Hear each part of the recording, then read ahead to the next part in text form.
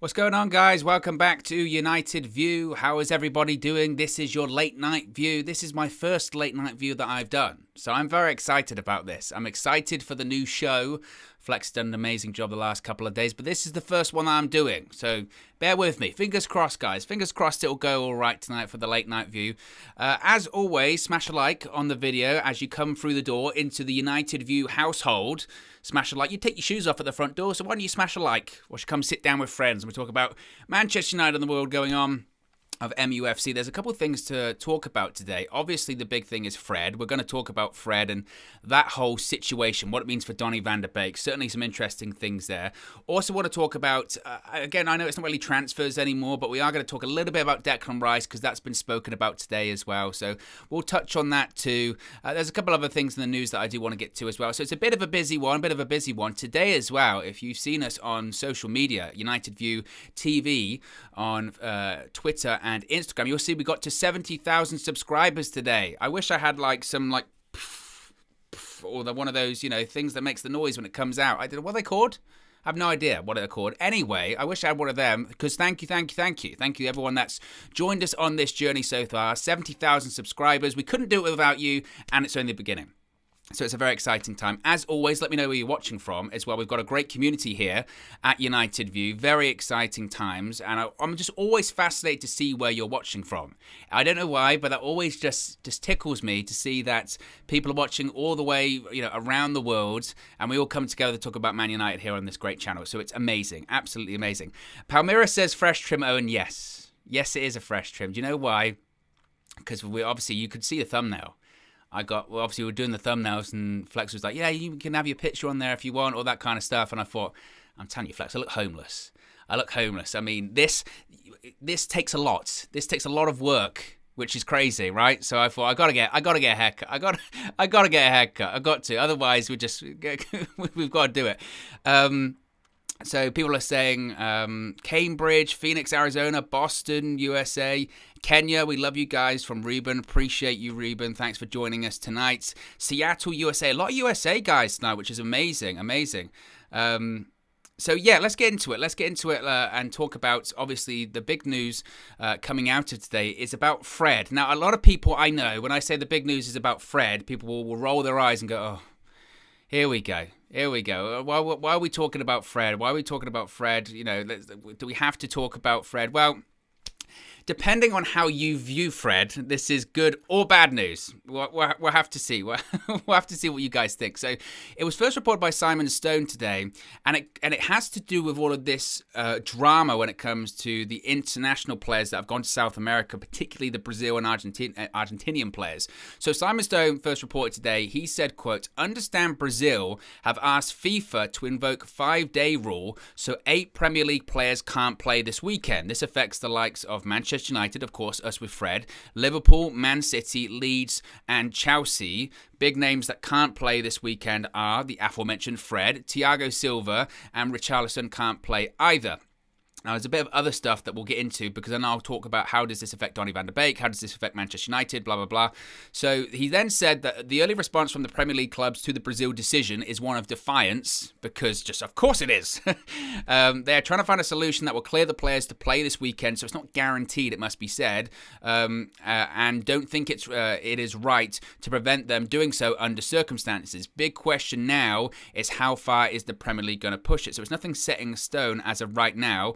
But it does look like that Brazil are asking FIFA to enforce this 5-day rule because, of course, they played in those international games. So they would have to, obviously, I guess, quarantine or just not be able to play. Again, when it comes to the real logistics of this, I'll be totally honest. It's a bit, I don't really know. I don't really know the logistical side of things. I think what's interesting about it, of course, is that I saw a lot of United fans celebrating. Fred isn't available. Woo! I mentioned the party going on earlier on with the 70,000 subscribers. The poof. I want a banner to fall down, all that kind of stuff. I spoke to a lot of people, a lot of friends of mine that were like,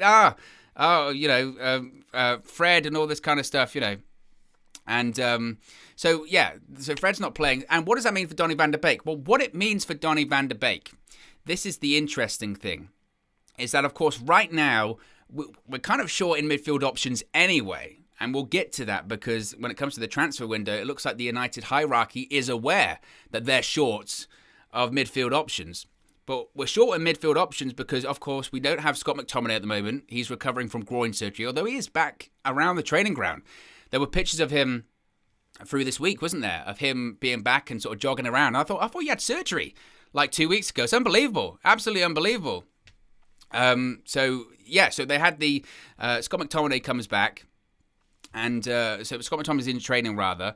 So then you've got, who have you got left at the moment? You've got Matic, you've got Pogba, and you don't have Fred now, so you have Donny van de Beek. You have 3 options. Matic, Pogba, Donny van de Beek. That's all we have for this weekend. So logic would state, Donny's got a good chance of playing, right? Right? Surely, right? The crazy thing is, I think the answer is no.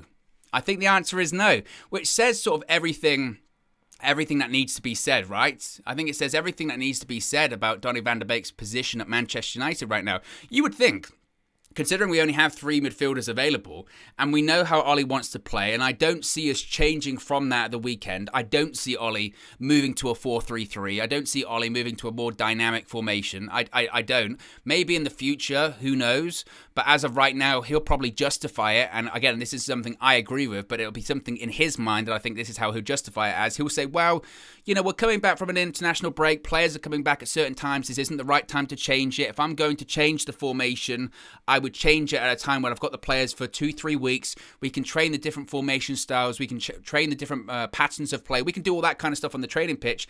Right now, it's a delayed period. People are coming in at different times. It would be risky of me to change the formation. I don't necessarily agree with that, but I think that's probably what he would say. So I think he'll stick to the 4-2-3-1.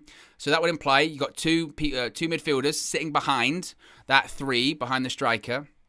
So let's say one of them is Matic. I think the other one would be Pogba.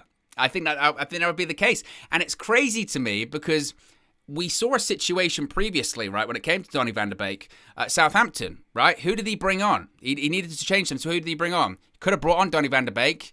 Didn't. Brought on Scott McTominay. Easy for me to say. How fired up I am for the late night view. Brought on Scott McTominay.